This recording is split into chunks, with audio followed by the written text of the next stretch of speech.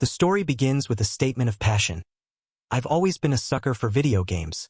Since my childhood, we are introduced to the protagonist, Bjorn Yandel, confined to a hospital bed. With nothing but time on his hands, gaming evolved from a hobby into an essential part of his daily life. Tapping away on his portable console, Bjorn is completely absorbed in the digital world before him, his eyes fixated on the screen. Suddenly, a game over screen flashes, shattering his focus. Bjorn lets out an exasperated sigh, muttering in frustration about the game's poorly designed AI. But his frustration ran deeper than just a single loss. A creeping realization dawned on him. Everything in life gets boring with enough time spent on it. In a moment of disillusionment, Bjorn tosses his gaming device onto the nearby table. He had to admit to himself that the joy he once found in gaming was fading. He just wasn't having as much fun anymore. He'd played them all, from attack-on-sight games that demanded quick reflexes, to sprawling role-playing games and intense first-person shooters. He concluded that the genre itself wasn't the issue. The problem was that most new games released each year were, for his taste, mediocre at best. The storylines and background settings felt strikingly similar across the board. A glance at online forums confirmed he wasn't alone. Players everywhere were complaining about the repetitive nature of modern games, citing identical stories, pay-to-win features, and a general lack of depth. Leaning back from his laptop, Bjorn looks utterly bored. I'm so sick of these games, he thinks to himself. I wish there was something special I could play, and that was when he discovered a peculiar new game. While browsing a list of titles, one catches his eye, Dungeon and Stone. Despite a not recommended tag and a review mentioning ridiculous difficulty, he's intrigued. What kind of game is this? He wonders. The game was called Dungeon and Stone. It was a single-player RPG, created by an indie developer, and it featured retro 2D pixel art graphics, a rarity in the modern gaming landscape. As he scrolled through the games page, he noticed a potential drawback. It only supports English. I'm not sure if I'm even going to like this, he considers. He hovers his cursor over the game window. Whatever. It's free anyways, he reasons, deciding to give it a shot with a decisive click. The game launches, presenting him with a character selection screen. He can choose from several classic fantasy races: human, dwarf, elf, barbarian, beast woman, and one mysterious, locked option. His choice lands on the barbarian. I guess it doesn't matter which one I pick, he thinks, assuming he won't be playing for long anyway. The game begins, and Bjorn is immediately struck by its quirky portrait view, a throwback he finds amusing. As he scans the old-school interface, he notices his character's stats and a very strange initial status effect. You feel very sick. This unexpected detail piques his curiosity. Continuing into the dungeon, he encounters another party. A mysterious prompt appears, suggesting he accept a knight companion. This wasn't a standard RPG mechanic. All right, he murmurs, a flicker of genuine interest in his eyes as he begins to unravel the game's unique and unpredictable systems. So this is what I'm supposed to do here. As he played on, Bjorn was pleasantly surprised. He initially liked the art in the cutscene, but soon admitted to himself that his low expectations were completely wrong. The game was genuinely drawing him in. He became so engrossed that he lost all track of time, only to be startled when he glanced at the clock. What? It's 10 p.m. already, he exclaimed, shocked at how many hours had flown by. Against all his initial prejudice, he had fallen in love with Dungeon and Stone in no time. With a tear of pure excitement rolling down his cheek, he realized what he had stumbled upon. This game is an absolute hidden gem. Dungeon and Stone had a few traits that set it apart, qualities that were uniquely attractive yet ridiculously annoying at the same time. For instance, forming a party with support characters was crucial for survival. But the game was unforgiving. Whenever his character died, the dreaded "you died" screen appeared, signaling a brutal punishment. The punishment was permadeath. He had to start all over from scratch. At first, he had only started playing this game for fun, as a way to pass the time. But his competitive nature quickly took over. After a devastating loss, he erupts in fury, screaming at the screen. His outburst is cut short when a nurse appears, demanding he lower his voice and be considerate of others. Caught off guard, Bjorn quickly apologizes, sweating with embarrassment as he removes his headphones. The game demanded more than just casual play. It required intense focus and memorization. He found himself meticulously planning his moves. 3 places up, 4 to the left, 1 down, and avoid the trap in the end. What started as fun soon became an obsession. He got fully immersed in the game, driven by a stubborn refusal to give up after coming so far. Adding to the difficulty, the game was so unpopular that there were no walkthroughs available anywhere online. Seeing forum posts of others quitting, he steels his resolve. Alright, fine. He made a solemn vow to himself. I'm going to beat this game all by myself, even if it takes me a lifetime. And so he played.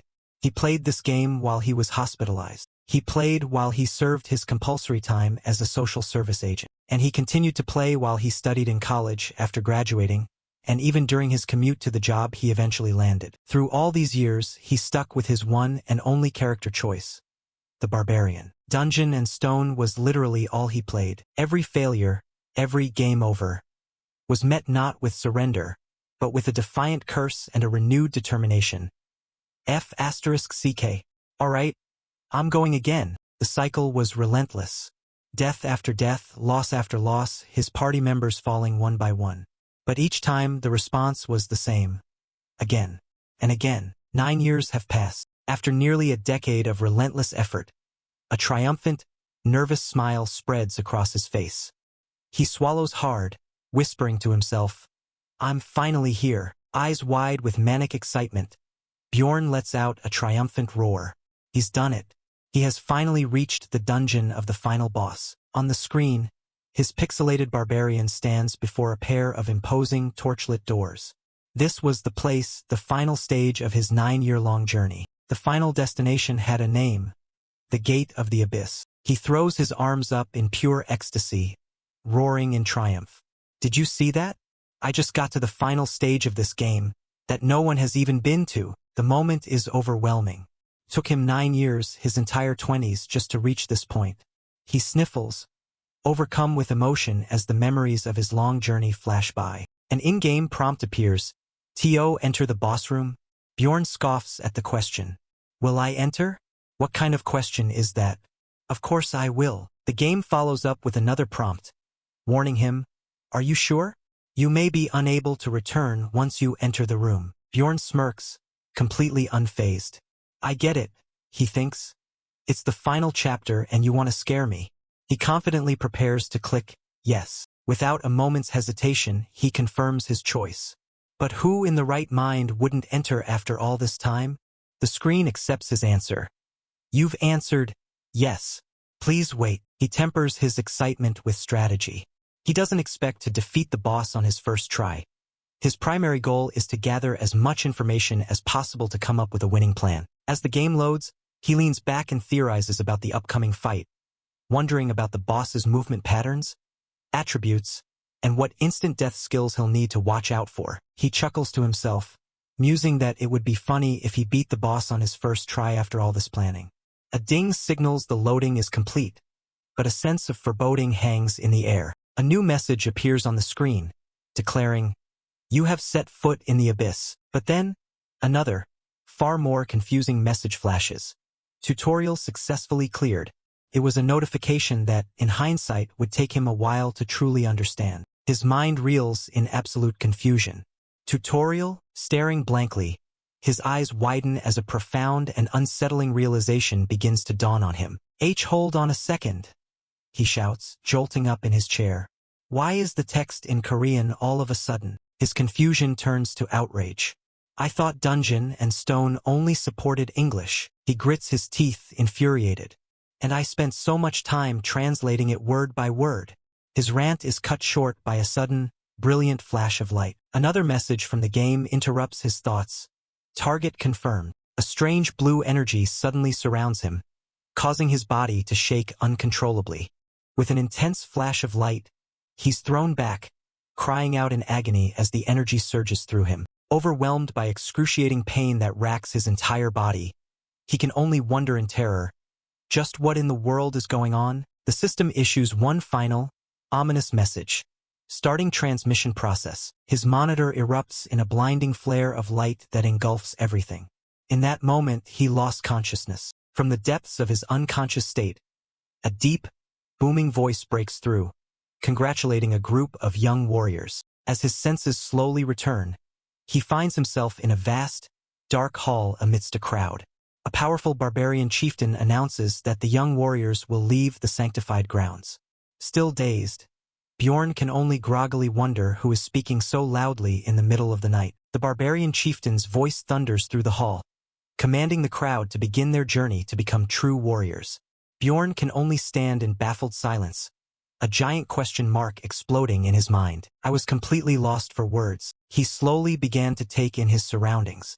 There were no LED lights, only primitive torches lighting the vicinity. He was surrounded by physically imposing and fearsome-looking people, and everything felt strangely familiar, including the suspicious-looking barbarian chieftain yelling what seemed like nonsense.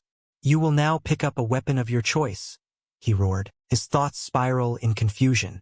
Weapon? What weapon? He's also perplexed by the language. He's never heard it before, yet he can understand it perfectly. But one question overrides all others. Forget all that. Where the hell am I? He forces himself to calm down, to think through the impossible situation. All right, let's try to think. Falling back on his gamer instincts, he analyzes his predicament. If this really is the unfriendly prologue of a difficult game, what is my first course of action? The answer is clear. He needs to quickly figure out what's going on and gather as much information as he can. He starts by assessing his physical condition. All right, my body seems to be perfectly fit, but then he pauses. Wait, he examines his hands, clenching his fist. They are much bigger than he remembers, and rippling with muscles he never had. Yet, he finds he can move them around perfectly at his will. As he looks down, the full picture is revealed. A powerfully built, muscular body adorned with tribal tattoos. It is the exact physique of the barbarian character he had played for 9 years. There's no more denying it. This is his body now. The shock is palpable. Is this really me? He stammers internally, his personal crisis interrupted by the chieftain's booming voice. Whomever I call out, walk up to the altar. His mind is still reeling. What the hell's going on? He thinks, as the barbarian chieftain calls the next warrior forward. A blond man named Karak. The young warrior, Karak, steps forward, shaking nervously as he stands before the imposing figure of the barbarian chieftain. Karak reaches out and takes a firm grip on the handle of a large weapon from the offered selection. He lifts a heavy two-handed battle axe. The chieftain nods in approval, declaring it an excellent choice. The chieftain formally recognizes Karak's journey as a warrior. He then calls for the next one to step forward. A woman named Einar, the second daughter of Fenelin. As the ceremony unfolds, a sudden, chilling thought hits Bjorn, causing him to pause. Hold on. I've definitely seen this before. He recognizes the scene with dawning horror. Young, uncivilized men and women taking turns to choose the weapons of their choice. The ceremony proceeds exactly as he remembers. Einar, a confident blonde warrior, chooses a sword, while another man proudly selects a spear. The chieftain praises each choice. It was a rite of passage, recognizing them as warriors so they could embark on their journey. As another warrior proudly holds his new weapon, the chieftain continues his blessing. May there be the glory of Rafdonia in the path of this young warrior. He recognizes the name Rafdonia, the magnificent capital city of the human kingdom from the game. His eyes widen in sheer terror as the final pieces of the puzzle click into place. He's sure of it now. This is Dungeon and Stone. This ceremony, this setting, it was exactly how the game began when he first chose the barbarian character all those years ago. The cruel irony is staggering.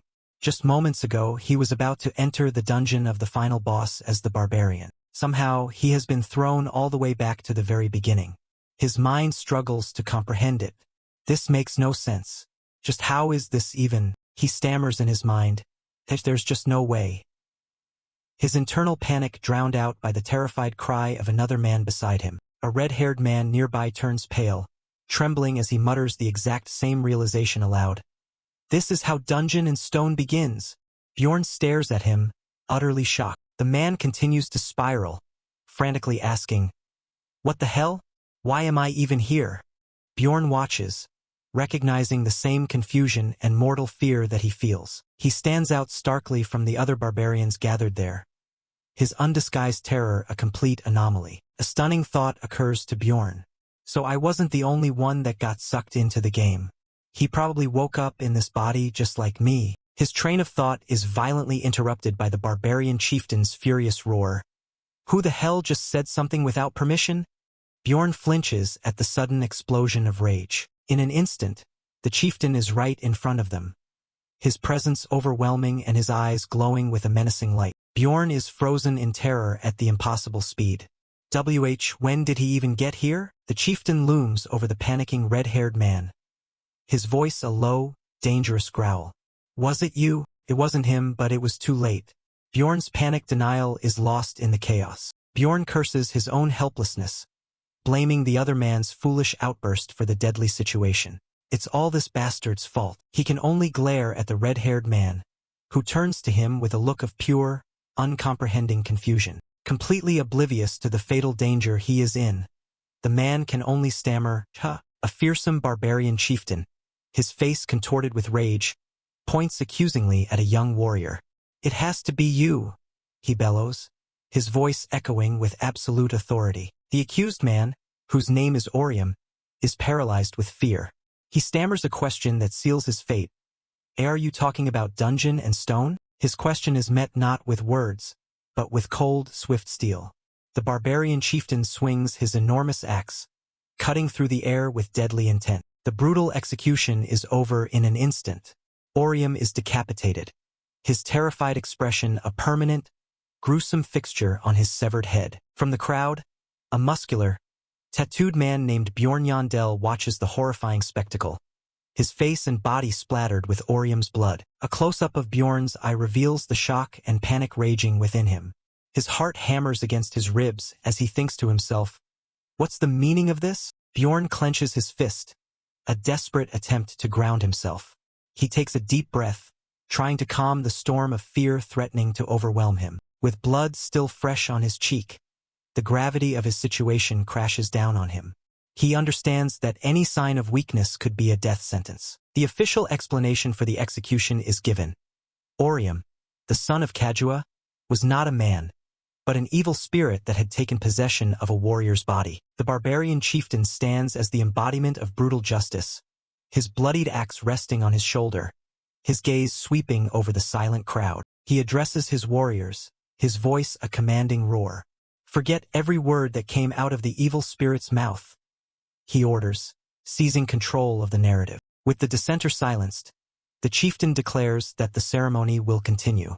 Bjorn, seen from behind, is now an unwilling participant. In that moment, the chaotic pieces of the puzzle begin to click into place for Bjorn. A dreadful understanding dawns on him, his first terrifying realization.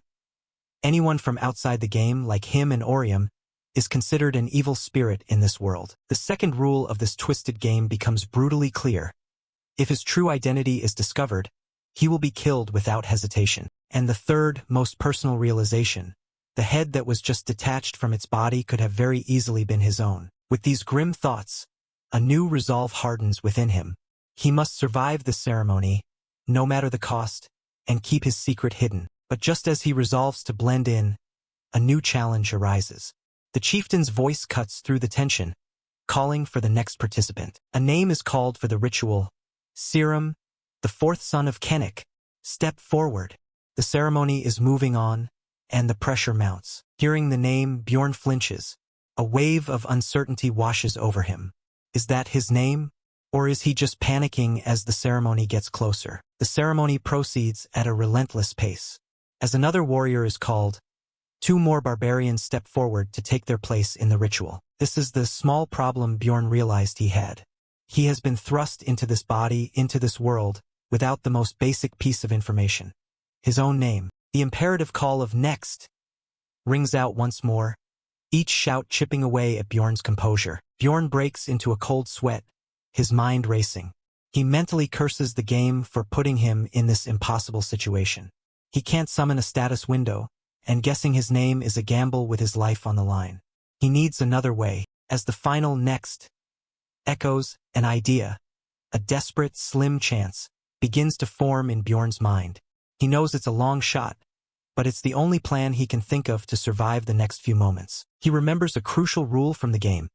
You have exactly 2 seconds to respond after your name is called. Bjorn clenches his wrist, stealing his nerves for the gamble he is about to take. He knows it's a long shot, the name could belong to another warrior.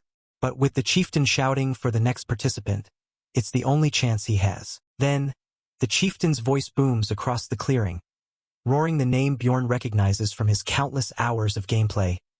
Bjorn, son of Yandel, step forward. Bjorn swallows hard, the sound loud in the sudden silence.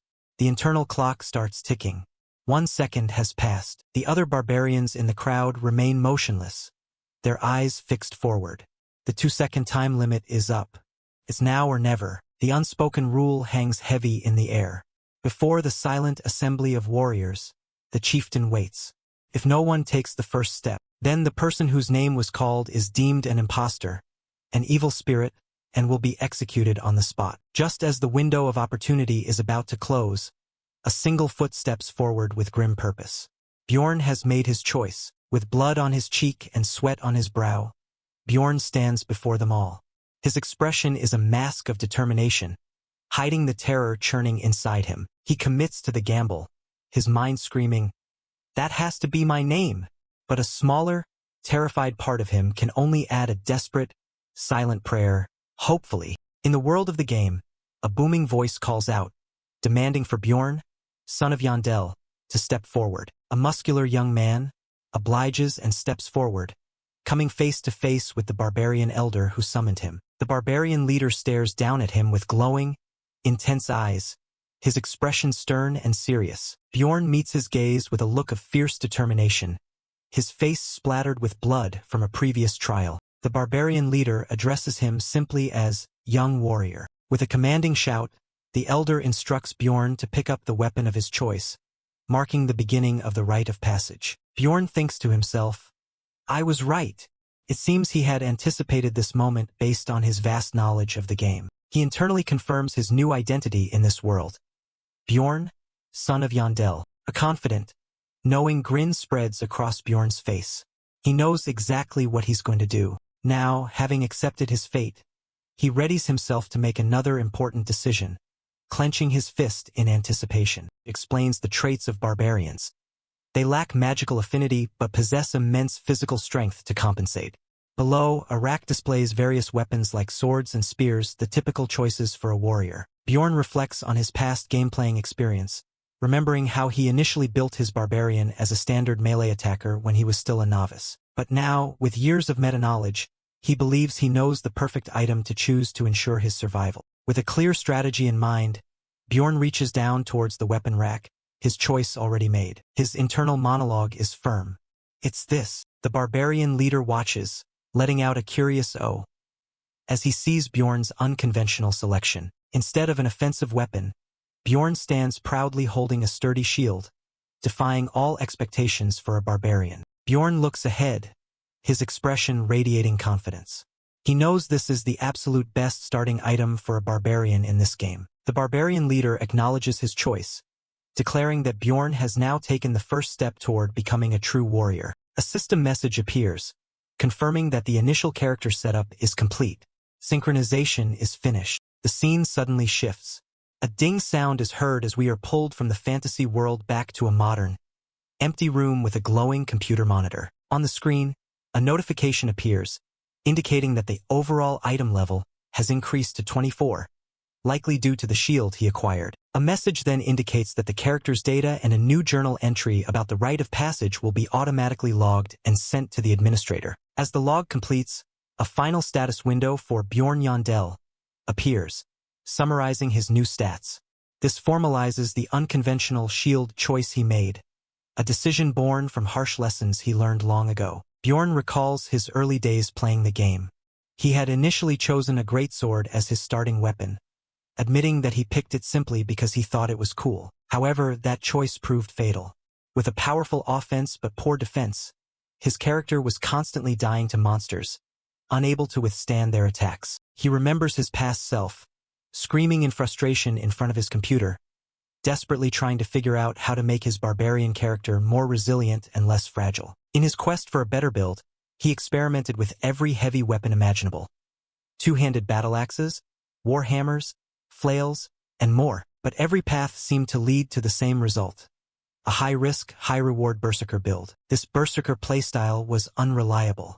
He had to risk his character's life in every single battle, making each encounter a stressful coin flip. Then, after countless failures, a new thought finally came to his mind one day. He pictures his barbarian character standing before the weapon selection again. But this time, his gaze is drawn to the shields. An epiphany begins to form. He questioned the entire premise he had been following. Why did a barbarian have to be a pure damage dealer? He realized that barbarians are blessed with natural vitality and strength, the core attributes for a tank. Although they weren't as popular as dwarves for the tanking role, they possessed all the fundamental requirements to be played as one. He knew it would require reworking his battle tactics, but he had analyzed the barbarian class thoroughly and felt confident enough to try this new role. The result was a resounding success. His new barbarian tank build, equipped with a shield, could now stand firm against massive, formidable beasts that would have previously killed him. His past self was in disbelief at how effective the change was. The old game UI shows a victorious battle log. Damage was bounced back to the enemy, skills were effective, and the dungeon was cleared. The memory of that success brings a smile to his face. It was an awesome discovery. Returning to the present, Bjorn is filled with conviction. Choosing the shield wasn't a random guess. It was the most logical decision based on the deep knowledge he has of the game. And with that thought, he solidifies his choice. He has no regrets. The scene shifts dramatically.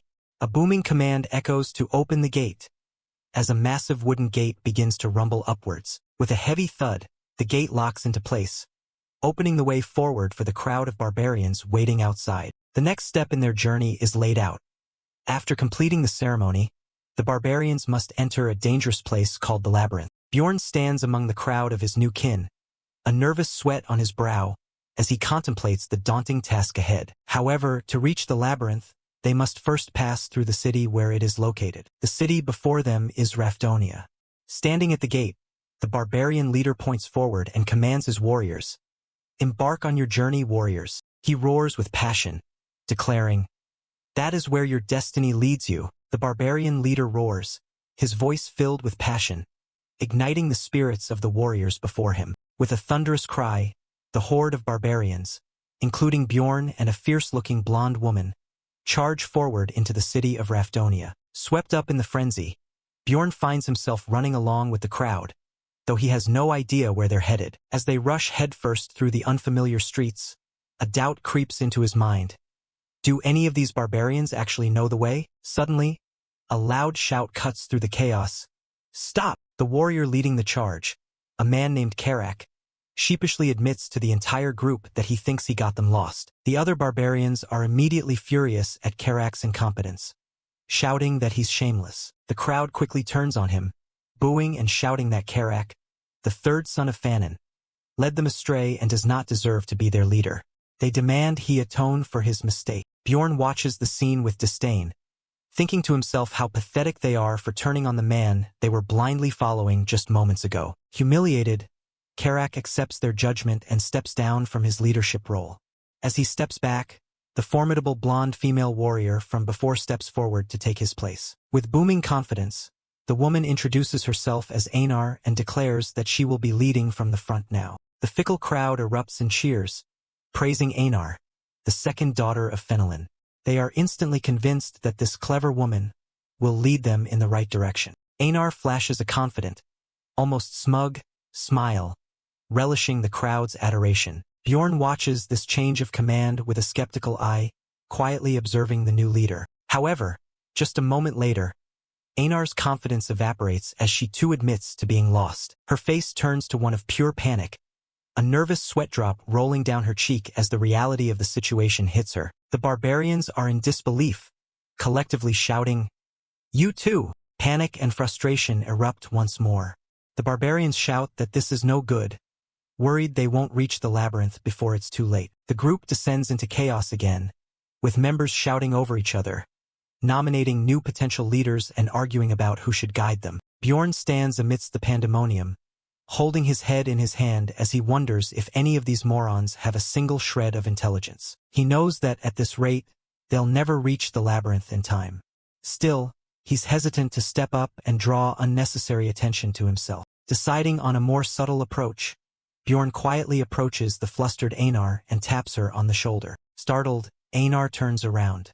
Recognizing him, she defensively asks if he's just another voice in the crowd, coming to blame her for getting lost. Bjorn calmly replies, "No."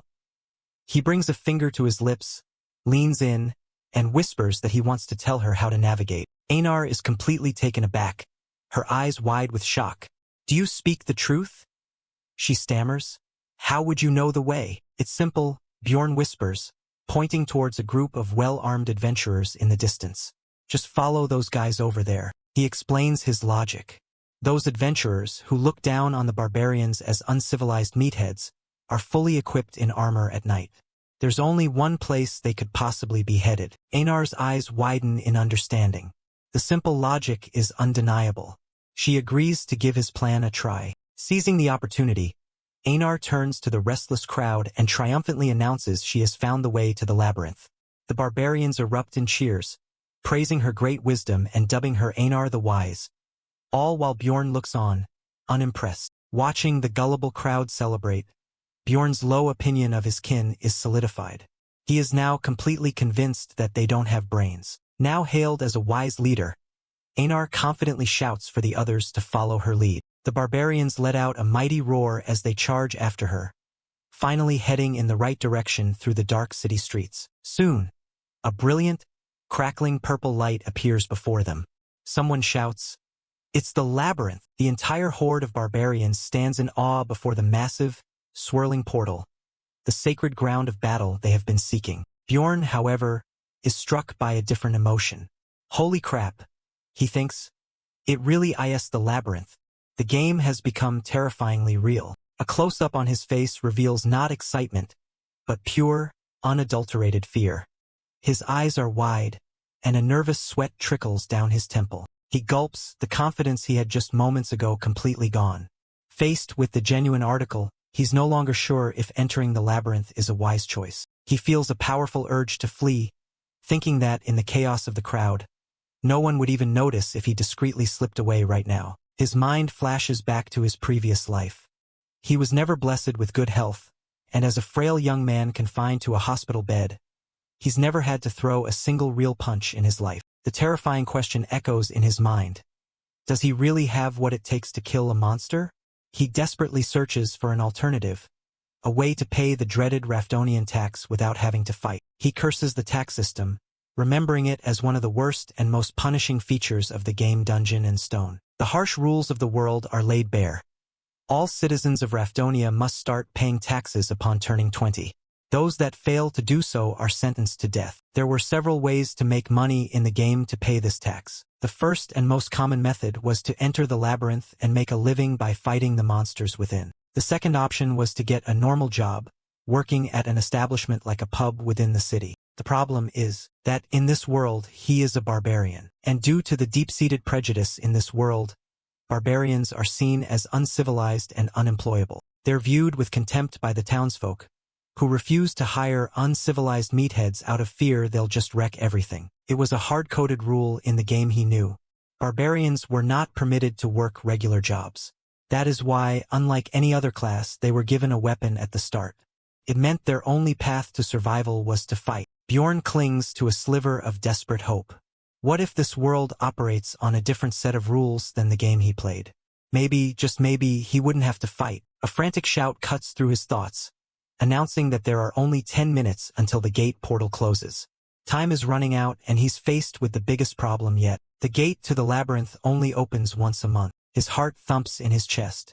If he fails to enter today, he'll have to survive for an entire month in this city before the next opportunity arises. He quickly calculates his chances. If he can't get a job, the food provided by the chieftain will only last a week.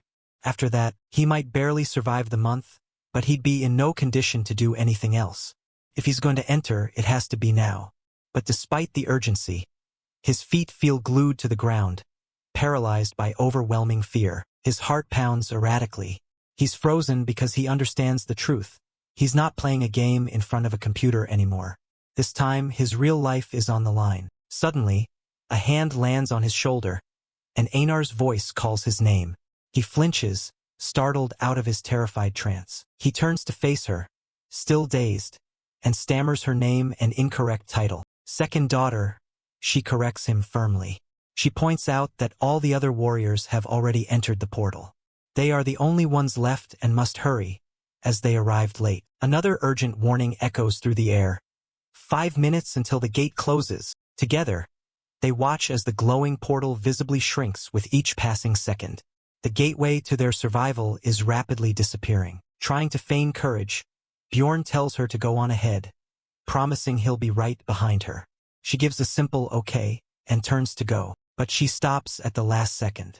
Turning back to face Bjorn, she has one more thing to say. With a genuine smile, she thanks him for the advice he gave her earlier. Bjorn, still caught in his own fear, awkwardly dismisses her gratitude. Einar then asks him an unexpected question. "How can I become wise like you?" she asks earnestly. "I've never seen a barbarian as smart as you in my entire life. I want to be like you." Bjorn is momentarily stunned.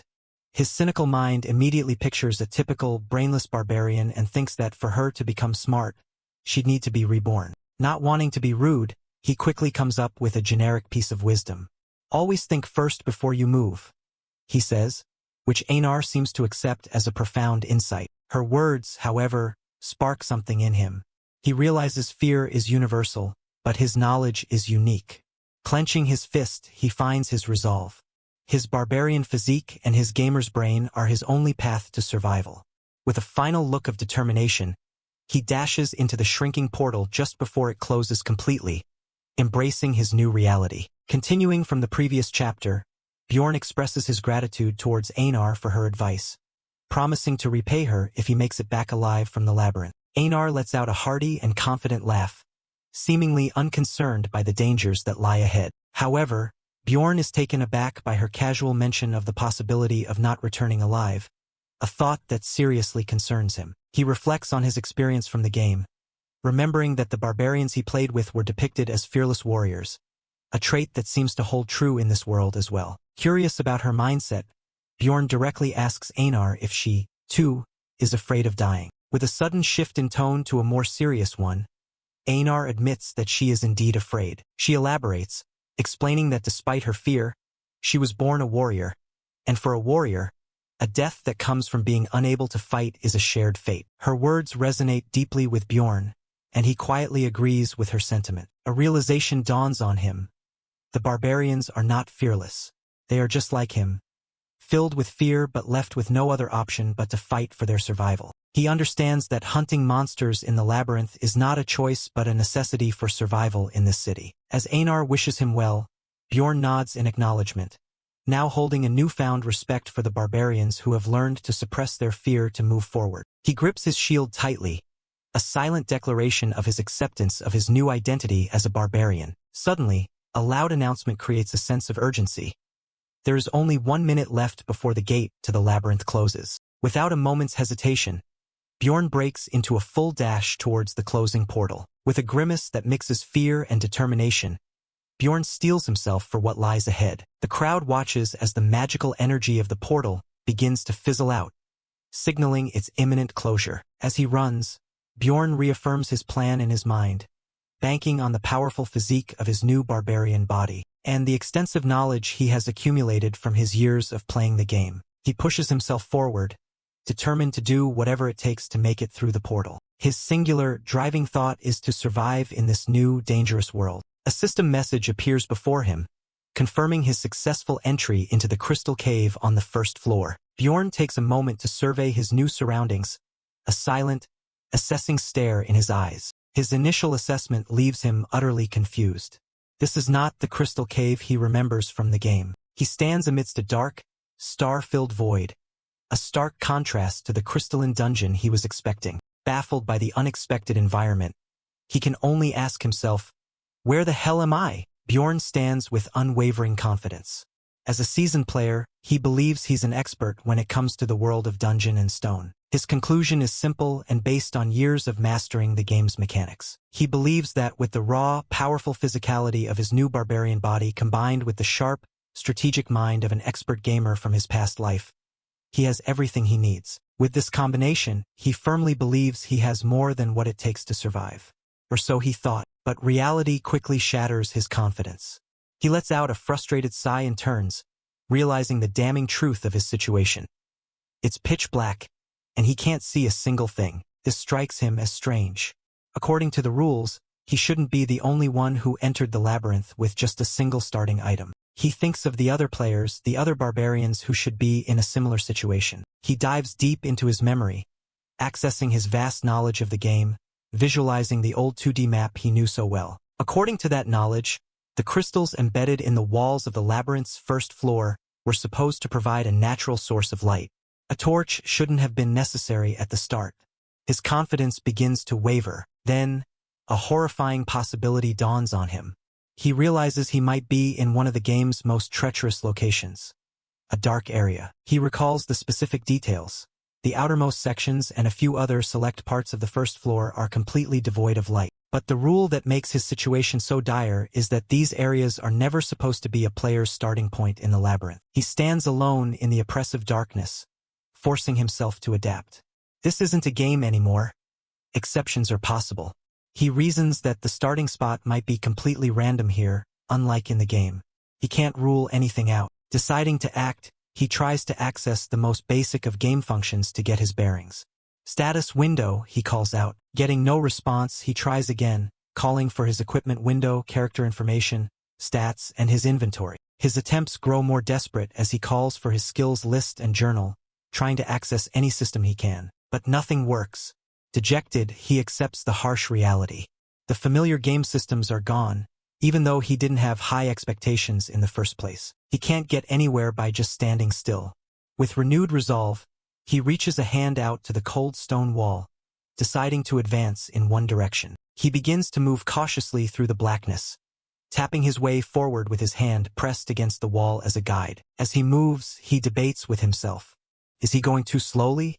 Maybe crawling would be faster. But he knows he must take precautions, as there's no telling what dangers lie ahead in the dark. His thoughts are cut short as a sharp, sudden pain shoots through him, and a cry escapes his lips. He lets out a full-throated scream of pure agony. Looking down, the horrifying cause is clear. His leg has been impaled by a crude but effective trap. He immediately recognizes it from his game knowledge. A goblin trap. He pants, trying to catch his breath as blood gushes from the gruesome wound, the trap's metal teeth biting deep into his flesh. The pain is immense, a searing agony that threatens to overwhelm him. And just as he fights the urge to scream, a system message finally appears in a moment of cruel irony, coldly stating the obvious. Your character stepped on a goblin trap. This confirmation hits him as he realizes the dire implications of who must be nearby. The pain is excruciating, but Bjorn knows he can't make a sound. He bites down hard on his own hand, stifling the screams as his heart pounds in his ears. He has to keep it down. He tells himself over and over he must not raise his voice. As he pants, trying to control the pain, his mind races. He pulls the shield in close. His game knowledge tells him that among all the monsters on the first floor, only goblins use traps. The logical conclusion is terrifying. Chances are, there's a goblin nearby watching him from somewhere in the darkness. He remains silent, sweat beading on his brow as he listens intently for any sign of movement. A flicker of doubt enters his mind. Maybe he's wrong. Maybe he just got lucky. Perhaps he stumbled on the trap just as the goblin went somewhere else. But he immediately screws that thought. In this world, he can't afford to take any chances. He bites down again, reaffirming his grim resolve. Hunkered down behind his shield, kneeling in a growing pool of his own blood, he settles on a strategy. If he can't be certain of something, he must always assume the worst-case scenario. And the worst-case scenario is this. If there's a goblin trap, there has to be a goblin. It must have heard his cry. And just as he thinks this, a small, hunched figure with glowing red eyes appears in the shadows. The goblin peeks from a distance, having seen its injured prey. Bjorn groans, beginning his act. He deduces the creature's plan. It's growling, patiently waiting for him to lose consciousness from the pain and blood loss before it approaches. That's why it's so quiet. The goblin is being cautious. This, Bjorn decides, is the only logical way to think here. He takes a steadying breath. Despite the pain, his mind is clear. He knows exactly what he has to do first. He glances down at the trap, and his theory is confirmed. The spikes are coated with a glistening substance. The trap has paralysis poison on it. He can't help but curse his luck and the shoddy starting gear. If only those stinking barbarians had handed out proper leather boots instead of these flimsy sandals, he might have been fine. But he quickly pushes the thought aside. For fuck's sake, now isn't the time to whine. He must get to work, and quickly. His body shakes from the poison and pain, but his will is iron. A fight is inevitable. In that case, it would be best for him to strike first. It's time to lure the creature out. Show yourself, he calls out, deliberately dragging his bloody foot and limping to exaggerate his weakness. He feels the poison spreading through his leg. His right foot is completely numb now. He continues the taunt, panting as if exhausted. I know you're hiding somewhere. Come on. I can't even feel the pain because my foot is paralyzed. He drags his foot again, putting on a show of helplessness. He's not sure if he should feel relieved about the numbness, but he grows impatient. Arg, just why the hell isn't this fool responding? He thinks. He decides to escalate, letting out a roar of frustration. Show yourself already, you little scumbag. He throws his head back and shouts into the darkness, making as much noise as possible to lure the cautious goblin in. He continues to taunt the darkness, but a sliver of doubt remains. Or he could just be imagining all of this in his head.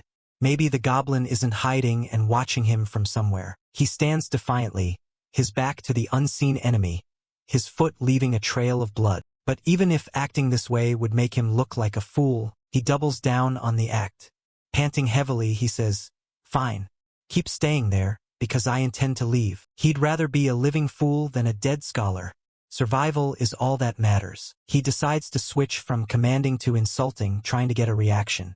Your mom's a goblin, he pants. Your dad's a goblin, he continues, limping on as he notes the bleeding isn't stopping. Your sister's a goblin, he says, pretending to be dizzy from blood loss. He feels like he's wasted on alcohol.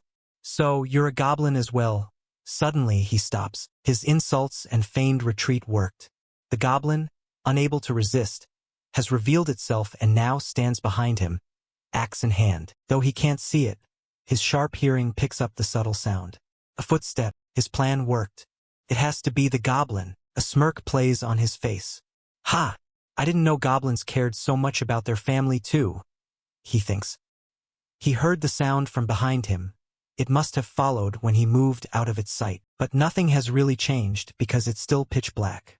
He decides to continue with his plan and pretend to run away. He continues to limp away, and the goblin's footsteps follow, creating a tense game of cat and mouse in the dark. He suddenly pivots, turning to face the direction of his pursuer. The goblin, holding its small axe, stops in its tracks, surprised by his sudden movement. He analyzes the creature's behavior. The beast follows him while maintaining a certain distance, and stops whenever he stops moving. He realizes the grim truth. The goblin probably is enjoying the sight of its prey suffering. A menacing close-up shows the goblin's cruel intentions. It's growling, patiently waiting for him to die, trembling in fear from the sound. Clever bastard, he thinks. The goblin isn't even trying to be discreet anymore. Seeing this, Bjorn decides it's time for a change of plans. It's time to escalate the act.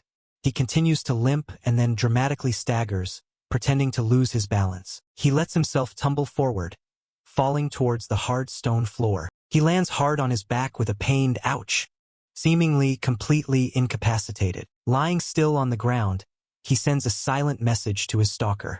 There. Your prey fell down like you've been waiting for. The goblin is confused by this turn of events, growling questioningly at the silent figure on the ground. Bjorn continues to taunt it in his head. Come on, now's your chance.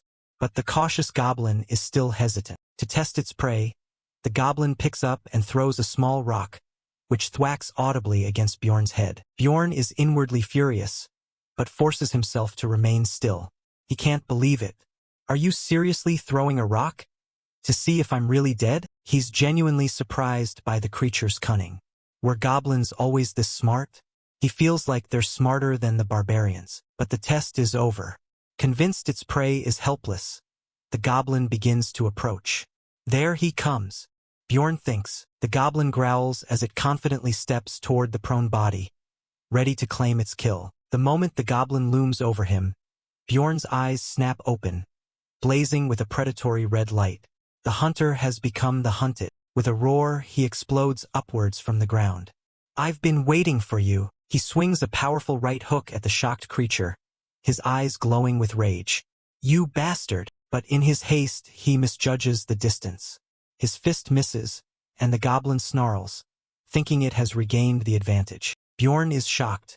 I missed. Suddenly, his hand begins to glow with a powerful red aura. What? He thinks, bewildered. His body moves on its own, a primal instinct taking over. My hands are moving against my will, guided by this newfound instinct. His fist smashes into the goblin with a resounding thump. He feels a strange clarity. He can feel and predict the goblin's movements accurately, as if time is slowing down just for him. His heart pounds with adrenaline and power as he lets out a triumphant roar. I am superior! In that moment, he realizes the profound truth of his new existence. He is no longer in the body of someone that spent most of his life hospitalized. Compared to his new form, the goblin is nothing but a pipsqueak. His heart pounds with the raw power coursing through him. He's in the body of a barbarian warrior. Fueled by this realization, he unleashes a visceral and brutal barrage of punches, beating the goblin into the ground without mercy. Blood splatters across his face, but his expression is one of pure, focused determination. His powerful blows land again and again, crushing the creature beneath him. The final punch lands with a sickening crunch, crushing the goblin's skull and ending its life instantly. He stands over the now-still body, panting from the exertion. A familiar system message pops up, announcing his victory and the gain of a single experience point, just as the corpse begins to emit a faint light. He looks on in shock as the goblin's corpse begins to glow, dissolving into particles of light. He pants, covered in sweat and blood, watching as the body disappears before his very eyes. The sight confirms another key aspect of this world. It's happening, just like in the game. In the spot where the goblin lay, a single shimmering red crystal is left behind. This is a mana stone. He picks it up, recognizing it instantly as the currency used in the Dungeon and Stone universe. He identifies it as a Tier 9 mana stone. Still panting, he tries to recall its value from his game knowledge. If he remembers correctly, all that effort, all that pain and risk, earned him enough to buy one single piece of bread. A dark, humorless chuckle escapes his lips. The sheer absurdity of it all is almost too much to bear. He slumps against the wall, finally allowing himself a moment to rest. That's right, he processes everything that just happened, solidifying his understanding of this new reality. I am in the world in which the labyrinth exists and monsters dwell, a world where dead monsters, like dragons and minotaurs, return to dust after dropping loot, a world where different fantasy races, like elves, dwarves, and beastmen, coexist in the cities outside of the labyrinth, an environment he's so accustomed to seeing in the game. All the evidence points to one undeniable conclusion. There is no doubt that he is inside the game universe. However, he looks down at his bloody, mangled foot, the limp a painful, constant reminder of the danger he just faced. He makes a solemn vow to himself. After feeling that pain, after nearly dying, he's never going to get it confused and think this is only a game ever again. And so, with a new, hardened resolve, Bjorn limps away into the darkness, leaving a trail of blood as he takes his next steps into this brutal new world. A system message flashes, a grim reminder of Bjorn's reality. He is constantly taking damage from bleeding. Bjorn Yandel lies gravely wounded, dragging himself across the cold, dark labyrinth floor. Every movement leaves a trail of blood, and all he can manage are strained, painful groans. With a grimace of pain and exhaustion, Bjorn pants heavily. The bleeding status notification continues to haunt him, a constant reminder of his dwindling life force. In his desperation, he can only curse his situation, feeling as helpless and vulnerable as an abandoned, severely injured dog. Yet, he finds a sliver of dark satisfaction in his will to survive, considering it a sweet prize, even if it meant swallowing his pride and dignity. He rationalizes his crawling. Not only does it prevent aggravating the wound on his right foot, but it's also a faster way to move through the darkness. And the best part of this humiliating crawl? He no longer had to worry about accidentally stepping on another hidden trap. As if on cue, his hand lands right beside another vicious-looking bear trap, mocking his momentary sense of relief. Damn! Here's another one, he thinks grimly. Though pain shoots through his other body parts now, he is determined to endure it all.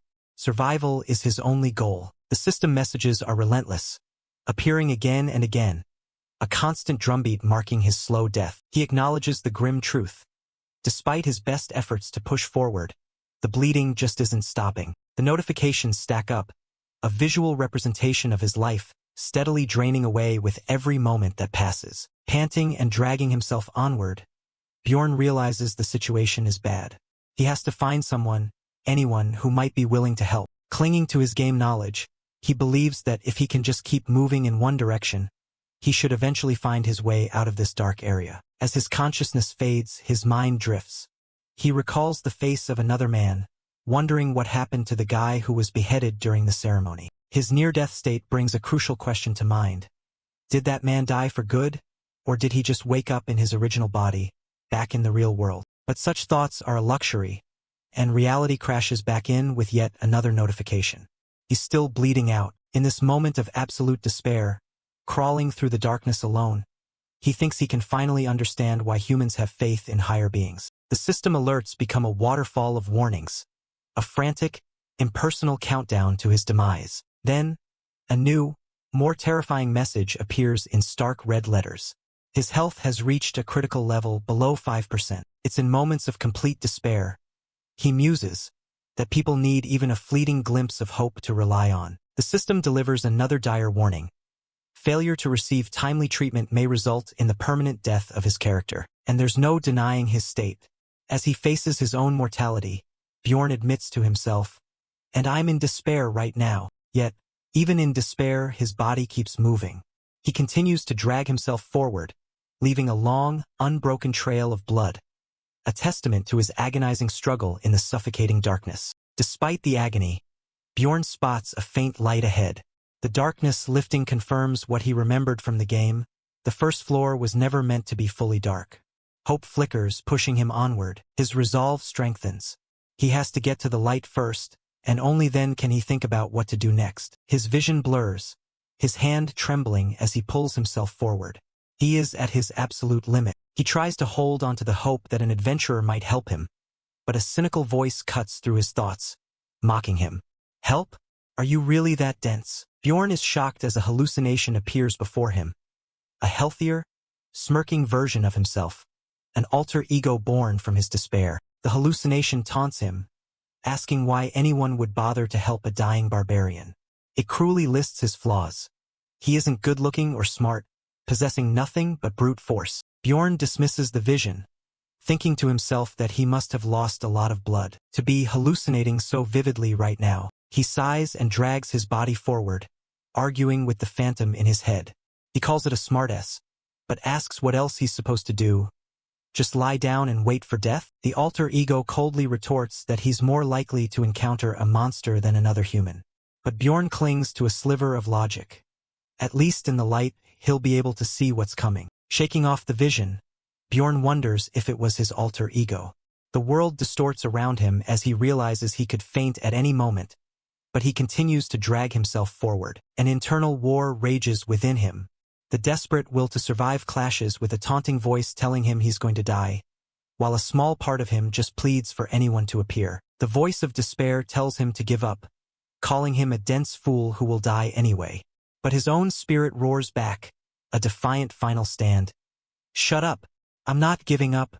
Ever." His body finally gives out, collapsing onto the cold stone, the long crawl having taken its toll. And then, after an eternity in darkness, he sees it. Light.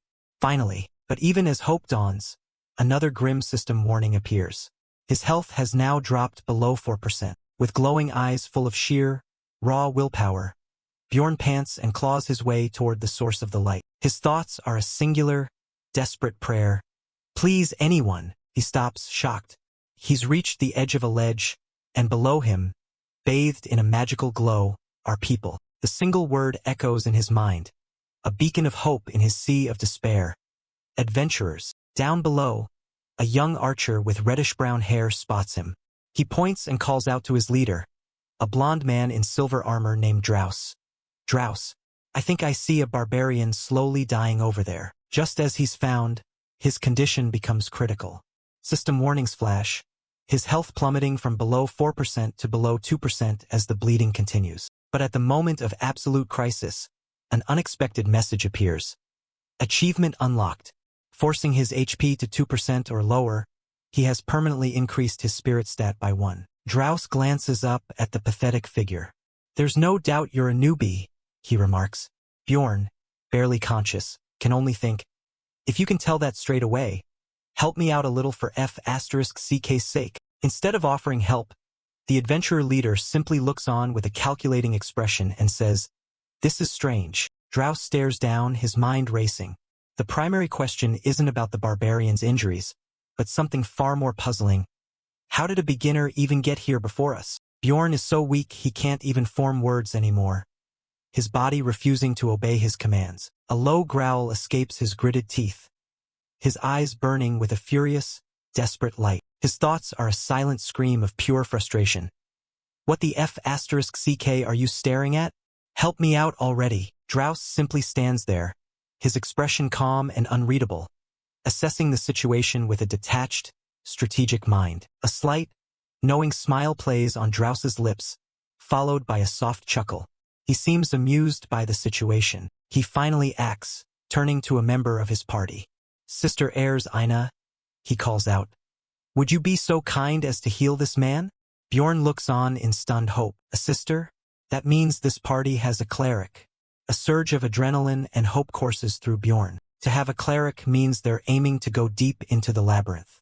This feels like a miracle to Bjorn, but his hope is instantly shattered when a woman with pinkish-red hair and stern eyes, Sister Ayres Ina, coldly states, "I decline." The blunt refusal hangs in the air, surprising Bjorn. Even Drouse seems momentarily taken aback, but Drouse quickly recovers, a slight smile returning to his face. "I see," he says, unbothered. "I should have expected as much." Changing tactics, Drouse turns to the archer. "Oh well, Patron," he says, addressing the man for the first time. "Can you at least give him a health potion?" Drouse smoothly convinces the reluctant Patron, reminding him that potions are for when healing is unavailable and that he'll repay him later. He frames it as a simple transaction. With a flick of his gloved thumb, Patron sends the small vial of red liquid flying toward his leader. Drouse catches it effortlessly and gives Bjorn a casual warning. "It'll hurt a little, since this is no divine magic." With a charming smile that doesn't quite reach his eyes, Drouse twists the cork from the vial, preparing to administer the potion. Bjorn has no patience for pleasantries. "All right, I get it," he thinks, wishing the man would just hurry up. Drouse pours the glowing red potion directly onto Bjorn's mangled foot, the liquid sizzling as it makes contact with the wound. A system window immediately confirms the effect. His health is regenerating quickly, but the confirmation is instantly followed by a jolt of pure agony that makes his eyes fly open. He can't even form a proper word, his mind reeling from the unexpected, searing pain. "What the hell?" Bjorn's body spasms violently, a raw scream ripping out as burning pain spreads through every nerve. The healing process is brutal, almost unbearable. It's an explosive, agonizing sensation, as if his entire body is being forcibly ripped apart and stitched back together at the cellular level. As the brutal regeneration racks Bjorn's body, a chilling realization surfaces. This unbearable pain is the reason healing potions were never allowed mid-combat. The process is too overwhelming to endure in a fight. Bjorn's last clear thought is a furious mental scream as blinding pain engulfs him. The world melts into white-hot agony until the torment finally ebbs, leaving his body drained and barely holding on. The empty vial lies discarded, the last of the precious potion forming a small puddle on the cavern floor. Bjorn lies panting amidst the glowing crystals, his once mangled foot now whole. The agonizing healing process is over. With a groan, he pushes his trembling body upright. He's weak, but he's alive. Panting from the phantom pain, a wave of relief washes over him. "I really thought I was toast," he thinks, the reality of his survival finally sinking in. But Drouse gives him no time to recover, immediately launching into an interrogation.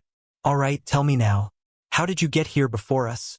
As a stinking newbie?" The party leader looms over him, his friendly facade gone, replaced by an intimidating aura of command. Drouse lays his cards on the table, revealing his true intentions. If you know of a secret entrance, we're willing to buy that information from you. The motive clicks into place for Bjorn. I see. That's why he decided to save me. It wasn't charity. It was a business proposition. Accepting the transactional nature of his rescue, Bjorn tells the truth. I don't know. I was just transported here as soon as I entered. Drouse seems skeptical, but before he can press further, an old, goateed mage in their party speaks up, saying he thinks he's read about this phenomenon before. The old mage explains that due to dimensional instability, it's extremely rare, happening perhaps once every 100 years for an adventurer to spawn directly into a dark area of the labyrinth. Bjorn is stunned by the revelation. He was the unlucky recipient of a once-in-a-century misfortune. He looks at the seasoned adventurers, a party complete with a cleric and a mage, clearly prepared for a deep dive into the labyrinth. The irony is staggering. As a complete novice, he has just experienced a bizarre, ultra-rare event that even these veterans have likely never seen. Apparently satisfied, Drouse turns to leave with his party. Thanks for your story. It was intriguing, he says dismissively. Their transaction concluded. As a final gesture, Drouse adds, "Oh, and don't worry about the potion. It's on me." He gives Bjorn a last smug smile, as if pleased with his own magnanimity. Bjorn watches them go, contemplating the harsh reality he's been reminded of. Time equals money, especially within the labyrinth. He knows it was a miracle to have met anyone at all, let alone adventurers who were willing to spend so much time on a stranger. Logically, he knows he should be grateful. He survived against all odds. He should be happy. Standing alone now, healed but still caked in blood and grime, Bjorn clutches his shield, a solitary figure in the vast cavern. But happiness and gratitude are not what he feels. Instead, a bitter resentment surfaces. It feels terrible to be on the receiving end of pity. He watches the party's light recede, leaving him once again in the encroaching darkness, the faint trail of his own blood still visible on the path. As they walk away, the party discusses him. The archer, Patsrin, cynically remarks that while Bjorn was incompetent enough to step on a trap, he was lucky to have encountered them when he did. Drouse just smirks. A female archer snaps at Patsrin, reminding him that Bjorn survived only because he met Drouse, not their group. She highlights that Patsrin was the one who refused to use a potion. With an irritated sigh, she says there are too many fools like him, glancing toward Sister Erzina for support. Sister Erzina remains silent, her face a mask of stoicism, giving no indication of her thoughts on the matter. The female archer leaps to Erzina's defense, insisting that she would have healed Bjorn if not for the strict laws of her temple. Patsrin smirks, unconvinced. "You can never be too sure about that," he retorts. "I've seen a fair share of hypocrites in my life." She fires back, sarcastically suggesting Patsrin should learn proper behavior from Drouse, using the interrogation as a poor example. Missing the sarcasm entirely, she earnestly agrees, explaining that Drouse deliberately asked about a secret entrance to give the proud barbarian a way to repay the debt. Drouse, overhearing her naive interpretation of his actions, simply laughs and says, "Ha, you're really being too kind." He seems genuinely amused that his blatant manipulation was mistaken for thoughtful consideration. Following the gruesome trail left by Bjorn, Patsrin complains about its length, wondering aloud if it will ever end. Patsrin begrudgingly admits that it wasn't just luck. The barbarian must have astounding resilience to have crawled so far while bleeding out. Suddenly, Drouse stops and points. "We gotta make a turn here. There's a shortcut this way." Patsrin is impressed, remarking that it's good to have a wayfinder in the party. The female archer explains to an intrigued Sister Erzina that most wayfinders only know the general direction, but Drouse has memorized the entire first floor. But Drouse isn't moving. He lets out a confused, "Huh," a sudden seriousness replacing his confident demeanor. He looks down and sees one of Bjorn's sandals lying on the ground, right next to the goblin trap he'd barely avoided. He realizes they aren't on a known path at all. This route is new. The party looks down at the sandal. The truth dawns on them. The barbarian didn't follow a path. He created one, blindly crawling through a pitch-black, trap-infested area. The old mage steps forward, placing a magically glowing hand on the cave wall near the trap. The wall erupts in a blinding flash of light, revealing a shimmering, ethereal gateway hidden from sight. Drouse laughs in triumph. It's a portal leading to the second floor. His gamble paid off. "Let's go," he commands, ecstatic. As the party begins to move, the old mage suddenly stops them. "Hold on a sec," he stammers. The rest of the group glances back, confused by his sudden hesitation before the great discovery. The old mage turns and stares back down the long, bloody trail, his face a mask of disbelief as the full implication of what the barbarian accomplished finally hits him. It wasn't just resilience. It was a miracle of sheer, impossible willpower. A group of adventurers stops in their tracks. The female archer, Patsrin, points towards a bloody bear trap on the ground, where a single, discarded sandal lies. One of them recognizes it immediately. It's the same sandal the barbarian they encountered earlier was wearing. Confirming their suspicions, the old mage in their party conjures a ball of light, intending to see where the trail leads. The light floats down a dark, narrow passage, revealing the path the injured barbarian must have crawled through. The entire party stares into the abyss, their faces a mixture of shock and disbelief at what they're witnessing. The mage turns to the blonde knight, Drouse, and asks for the distance from where they first met the barbarian. Drouse confirms it was about 10 miles, excluding any shortcuts. A wicked smile spreads across the mage's face as he laughs. He realizes the barbarian crawled all that way in the dark, bleeding out. He can't help but be impressed, calling him one hell of a body. Patsrin, the archer, mutters that the feat is simply outrageous, her previous disdain now tinged with reluctant awe. She internally admits that she wouldn't have been able to endure such an ordeal, crawling for hours in darkness with no hope in sight. The other knight in the party suddenly recalls a strange detail from their meeting with the barbarian. He had his right hand held up the entire time. A flashback shows the barbarian, his hand outstretched not in begging, but in offering. The memory clicks into place. The barbarian was presenting a mana stone. He hadn't been begging for his life. He was trying to make a trade, offering a valuable item in his possession for assistance. Drouse looks on as the memory of the barbarian's bloody hand holding the red gem solidifies in his mind. He's finally understanding the man's true character. A smirk forms on the knight's face as he realizes how wrong his initial assessment was. He thinks to himself, "I must take my words back." The old mage, his curiosity piqued and a newfound respect growing, asks Drouse if he remembers the barbarian's name. The mage reconsiders the situation. Was the barbarian lucky to have met them? Would he have met the same fate elsewhere? Absolutely not. He concludes that somebody with that level of willpower will not die that easily. An image flashes of the barbarian, roaring in absolute fury and determination, a testament to his unbreakable spirit. The mage knows. The barbarian is the type of person that, no matter how overwhelming the situation is, will claw his way back from the brink.